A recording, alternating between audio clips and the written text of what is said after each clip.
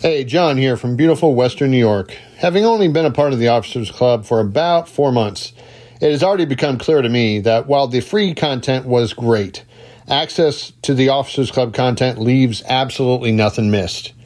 If the Ask a Guide shows are your cup of tea, consider the Officers Club. Actively participating in these shows and asking questions really set this podcast apart from the rest. From the Gettysburg Museum of History Studios, you're listening to Addressing Gettysburg. Spotlight on. 6 questions, Lentz. Ladies and gentlemen, we've been doing these spotlight ons for people who have been regular guests on the show, licensed guides. We'll get some authors in there when we can, and then, other people who have been regulars on the show. But they're usually people in the role of an expert.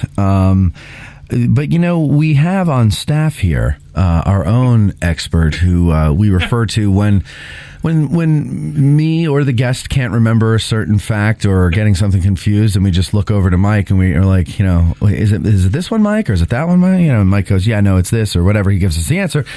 And he was here yesterday. We were doing a show yesterday with Charlie Fennell, Spotlight on Charlie Fennell. And Mike was in the peanut gallery, and afterwards, when Charlie left, Mike and I were talking, and he was telling me about how he goes out on the battlefield, to study or whatever, and a car will drive by and someone will yell out the window, 6 questions, and then keep on going. And sometimes people recognize him, come up to him, and he'll show them something cool in the area that they're in or something like that. And I believe, if I'm quoting Mike correctly, he says something like, "Your Grace, it is all because of you that this is happening to me, and your brilliant mind to recognize that I should be plucked from obscurity and made into a star." And so I said, you know what? Let's do a spotlight on you, Mike Lentz, since you paid me that wonderful compliment.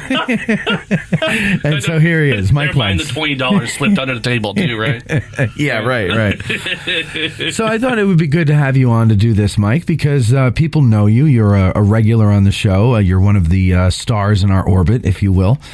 And so I thought it would be good for people to get to know you, because right now, really, they get to know you as a smart guy who asks a lot of questions. And gets injured a lot. Yes. But you haven't been injured a lot lately. No. I mean, in quite a good amount of time. So that kind of helps. Yeah. You don't have to be on your feet. What was so treacherous about Chick-fil-A? Chick-fil-A, you're always on your feet. It's always high pressure. You're always going all the time, full speed. They call it sense of urgency. And so you're always going full stop. No, wait.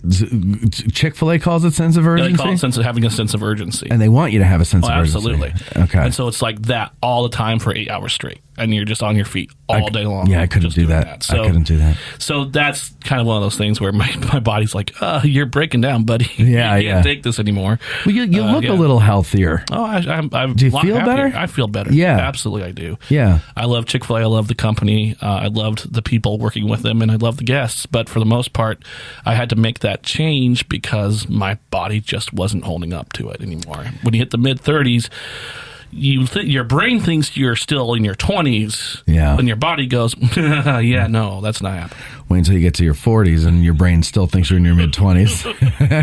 And you find out very quickly you can't do some of the things you used to do.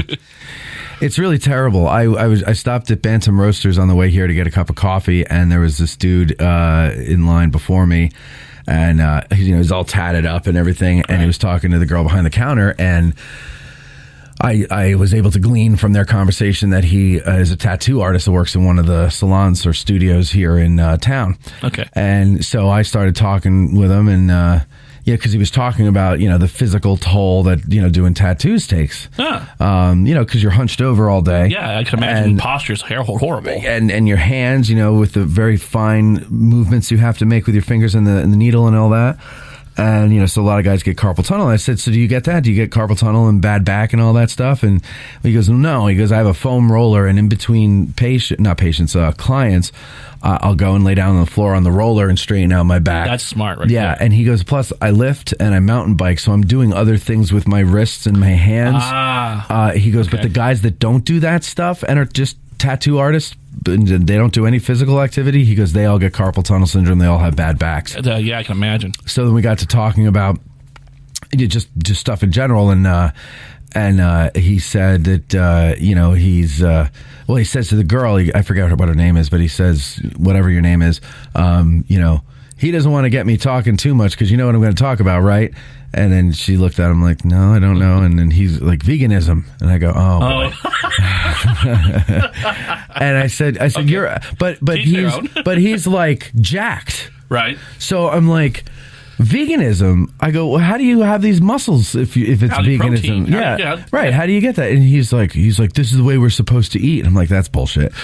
I mean, we're not supposed to eat macaroni and cheese all the time, but we're certainly not supposed to eat only vegetables. Especially only things that haven't been touched by an animal. Like you can't even have honey or cheese. That's insane. I'm open to things, right? And so I gave him my card because I was trying to get him to advertise on the show until I found out he's not the owner, but he'll pass it on to the owner. But anyway, I gave him my card. Then he gave me his card, and he's like, "Well, call me sometime." He goes, "I can go over diet and exercise routines and things like that." And I said, "Well, honestly, my friend and I used to go to the gym, and I liked it, but then I got sick, and then I was sick for 3 months, and then I couldn't go back." And he kept going. And he got into good shape, and he's 20 years older than I am, and so I'm feeling like a real schlub, and I'm just like, but I like working with somebody. I used to prefer to do it alone, but now I want to do it with someone. Yeah. And I was like, so if you need like a gym buddy or something like that, and you want to show me what to do, it's like, I'll be a sport. And so we're going to talk and see about doing that. What was the point? Why did I bring this up? And this is about you. We're talking about how Chick-fil-A took a toll on my body, but how sometimes professions like that you wouldn't think would take a toll. That's where I was going. And yep. Yeah. But the thing is that if you're not in good shape, anything will take a toll on your body. Well, absolutely. Literally just sitting around all day will take a toll on your body. Like your back. You sit at a computer all day and you stand up and your back just screams at you. People who are in good shape and they've got washboard abs, they don't have that problem because they sit up straight the whole time. They can their whole body, like their core is stronger. Right. And so, people like me and, just... well, and me, my dominant shape is round. So, I mean, it comes down to it. I'll cop to that as well, that I'm not in the best of shape either. Yeah. It's not just age, it's also being out of shape. And being in that grind for about 8 to 10 hours, you wouldn't think it'd be a lot. But after a while, it really takes a toll. Well, that's what he was saying. He goes, it's like, especially at our age... And he's like, how old are you? And I said, how old do you think I am? And he goes, you think you're around my age, 43? And I go, yeah, I'm 44. And he's like, oh, okay. He goes, yeah, so like now's the time to do it because it's not going to get much easier. And I'm like, yeah, like 10 years ago was the time to do it. Like 20, my whole life was the time to do it, and only now. And that's such a human thing is you know ahead of time what to do, right? Yep. But you put it off until the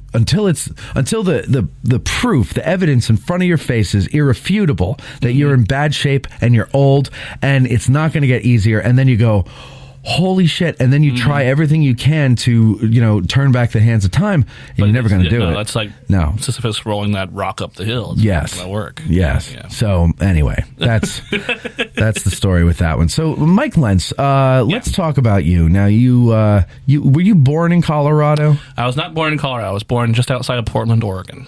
Oregon? Yep. Did I know that? I probably did. Probably did. I was native Oregonian. And how long did you live in Oregon? Not long. My family worked. My father worked in aviation out there for about a year, and then we moved to California. And then that job didn't pan out. We moved back to Colorado, back to Oregon, and then he got a job offer in Colorado when I was about 3 years old. Okay, and so he took the whole family from me, my sister, my mom, my dad. We all moved out from Portland all the way to Grand Junction, Colorado. And I was apparently very well behaved until like the last 2 hours of the trip, and then I was done. Right. And you melted down. Apparently I melted down. And so I was done. I was over the whole thing. And so just had this epic this tantrum in the moving van. But we moved out to... I wish there was video of that. Western Colorado, and I'm surprised they didn't leave me out there in eastern Utah. But no, it was. They moved out there for aviation. My dad was a mechanic, and he loved aviation.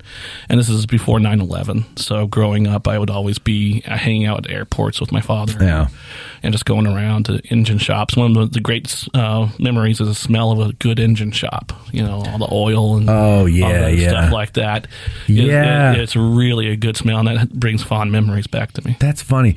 Yeah, the smell of a school bus does that for me. It takes me back. Mm-hmm. You walk in a school bus, whatever it is that they clean the seats with, whatever that stuff is. And the dash, like there's a certain smell to a bus. I don't know what it is. Yeah, I don't know. Yeah, it's unique to the bus itself. Yeah.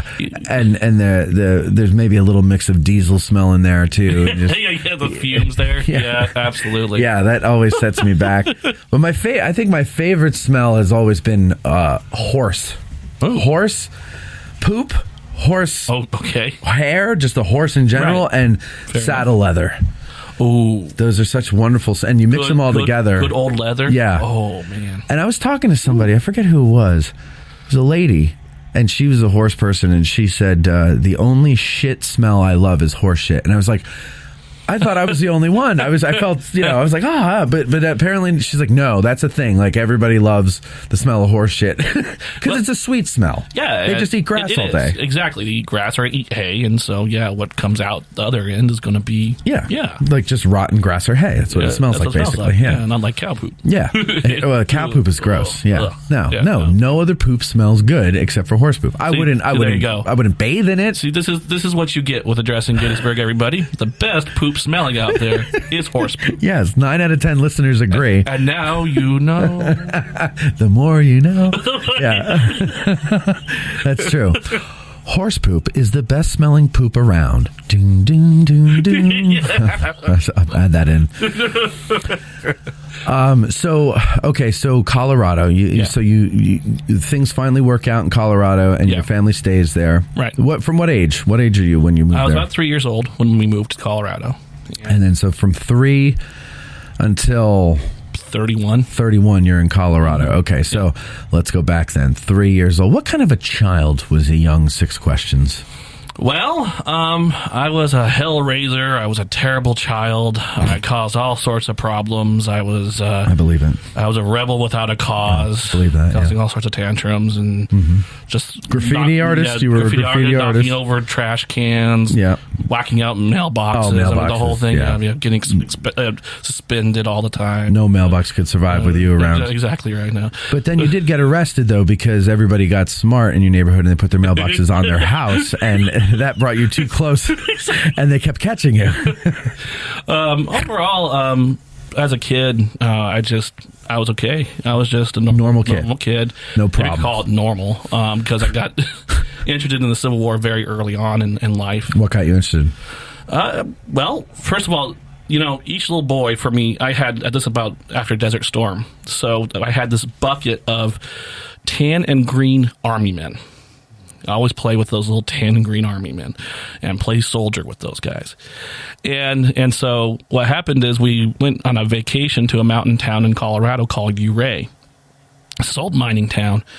And so our family goes to one of those gift shops that's ubiquitous with a tourist location. Right. And you would have here in Gettysburg as well. Yeah, yeah. Sells the usual stuff, T-shirts and things like that.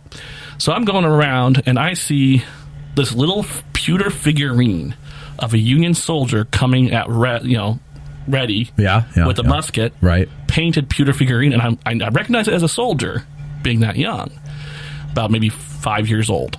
I go, that's pretty cool. I like that. I want that to be my souvenir. And so they buy it for me, and I go out and I go, so what soldier is this from? And they said the Civil War. I said, what's the Civil War? And after that was it. That was it. Was it the uniform? What was it that, why was that more interesting than any other soldier figurines you've seen? No kidding. The Forge Gap.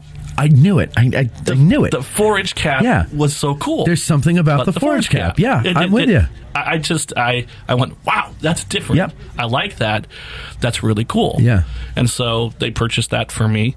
And this was right a sweet spot, man. This was after Ken Burns had released his documentary on the Civil War. All right. This is about the time. How old are you about this time? About 5 or 6 years old, and so this is about the time when the movie also comes out, Gettysburg. All right. Also, Glory has come out and things like that, but they're not sitting a 6-year-old in front of the TV and showing them Glory. Okay, let's just put it that way. Glory's a little rough for a 6-year-old. Glory's a little bit rough for a 6-year-old, but they also had in the elementary school library where I went to elementary school, they had that Bruce Catton American Heritage History book with all those illustrations of the battles with the colored illustrations, as well as pictures and things like that. So here's Listen to the rest of this interview and dozens like it. Support the show and get early access to special episodes, early and discounted ticket sales, and more. The second lieutenant level and above gets access to all monthly Patreon episodes. So please go to patreon.com/addressinggettysburg, choose a tier, and join. And I thank you in advance.